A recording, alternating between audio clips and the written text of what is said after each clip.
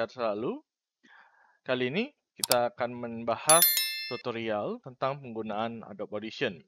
Pada kesempatan kali ini saya akan melakukan penghapusan atau removing background noise ya atau suara berisik pada sebuah video. Yang pertama yang harus kita lakukan adalah kita membuka file video yang sudah kita miliki ke dalam Adobe Audition. Di sini untuk preview kita bisa mendengarkan bahwa video kita memiliki noise yang akan kita hilangkan. Ya, apa itu null object? Jadi Nah, untuk menghilangkan noise-nya, kita buka efek rec, lalu noise reduction, dan pilih di noise. Pada level ini, 40%, sebenarnya kita sudah bisa mendengarkan adanya pengurangan background noise.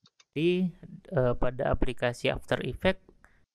Nah, untuk lebih meminimalisir, kita bisa menyesuaikan persentase ke 70-80%. Lalu kita bisa dengarkan kembali. Null object adalah sebuah layer ya.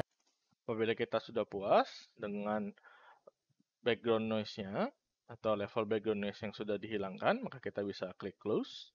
Lalu jangan lupa klik apply. Ya, kita bisa review terlebih dahulu. Namun memiliki properties yang sama sebagai. Untuk mendapatkan file suaranya, kita bisa klik Ctrl S, lalu klik save dan tekan OK.